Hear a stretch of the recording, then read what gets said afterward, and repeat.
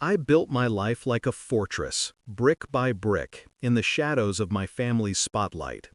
I'm Sandra Vega, 27, the quiet younger sister, always overshadowed by Clara, the golden child whose every misstep was celebrated as courage. When she dropped out of college, our parents called it finding her path. When I graduated top of my cybersecurity class, they barely noticed, already fawning over Clara's latest scheme. I learned to thrive in the margins, carving my own world. At 26, I bought a small ivy-covered cottage in Montgomery, Alabama, every dollar scraped from sleepless nights tracing digital trails for the FBI's cybercrime unit. That cottage, its pine-scented street, its creaking porch, was my rebellion, proof I wasn't invisible. I called home the day I signed the deed, my voice bright with pride. I bought a house! Dad's response was flat. "Sandra, that's ambitious. Can you handle it?" Clara's laugh cut sharper. "She'll be underwater in a year." I swallowed the sting, hung up, and stood in my new kitchen, the silence louder than their doubt. At family gatherings, my cottage became their punchline. Clara, 29, flitting between bartending gigs and freelance ventures, always cushioned by mom and dad's cash, smirked. "Still tied to that money pit, Sandra? Renting's freedom." My parents nodded, as if my stability was a childish whim. Last spring, my job sent me to Singapore for 7 months, tracking a global cybercrime syndicate, classified work that demanded focus and secrecy. Before leaving, I secured my cottage like a vault. Mortgage on autopay, a gardener to tame the ivy, a state-of-the-art security system texting me alerts. I entrusted my parents with a key, my instructions ironclad, emergencies only, flood, fire, break-in, nothing else. Clara laughed as I handed it over. "What, your little Fort Knox needs guarding overseas?" I forced a smile, trusting her. That was my first mistake. In Singapore, I was neck-deep in encrypted data, coordinating with Interpol. My contact with home limited by protocol. During a rare call, Clara teased, "Your house hasn't crumbled yet, don't worry." I laughed, believing her playfulness hid care. I was wrong. 6 months in, my supervisor, Agent Kessler, summoned me to a secure room, her face grim. "Sandra, there's an issue with your property." A classified alert flashed on her tablet. Someone had filed a sale for my cottage. "It's flagged as fraud," she said. "Your address is federally monitored due to your clearance. This could be a security breach." My stomach churned, the room spinning. "Sold? That's impossible. My payments are automatic." I flew back, heart hammering, landing in Montgomery at dawn. Pulling up to my cottage, I saw a "sold" sign staked in the yard like a gravestone.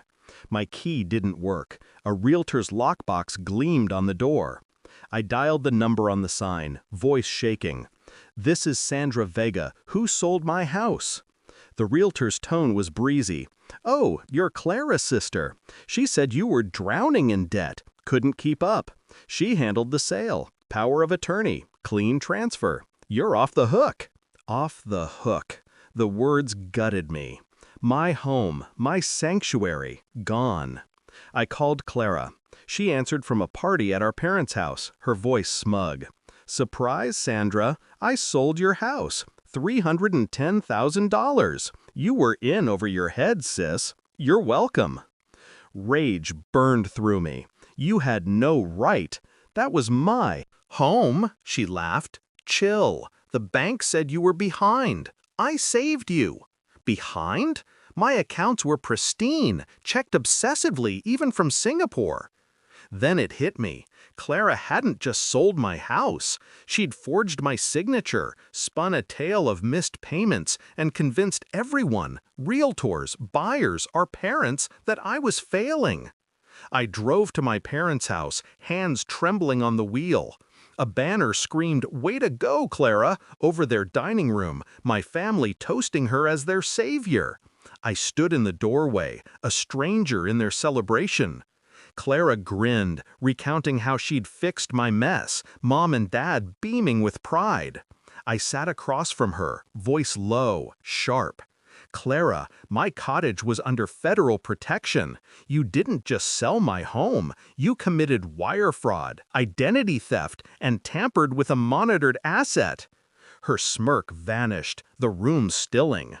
What? She stammered, wine glass trembling. My phone buzzed. Agent Vega, FBI's at the buyer's office. Arrest warrants active, Kessler said. Moments later, agents stormed in, badges flashing. I was helping you, she screamed as they led her away. Mom sobbed, Dad begged, it's a mistake. But the truth was cold. Clara had faked foreclosure notices, forged my power of attorney, and sold my cottage to a young couple who'd poured their savings into a lie. The buyers, now entangled in a federal investigation, lost their dream. Clara faced prison, wire fraud, a felony tied to my clearance, carried years. My cottage sits empty, locked in legal limbo, its ivy untamed. I'm crashing in a friend's spare room, rebuilding while the investigation drags on. I uncovered more. Clara had accessed my accounts, rerouted alerts, and spun her narrative for months, exploiting my absence. Our parents, blinded by her charm, never questioned her. The betrayal cut deeper than the loss of my home. It was the family I thought I had, cheering her while I stood invisible. Clara's trial looms, her bravado gone. My parents call, torn between guilt and denial, but I keep my distance. Trust, once broken, doesn't rebuild easily. I'm learning that family isn't just blood, it's loyalty, respect, and truth. My cottage was my proof I wasn't the shadow they saw, but Clara's betrayal taught me something harder.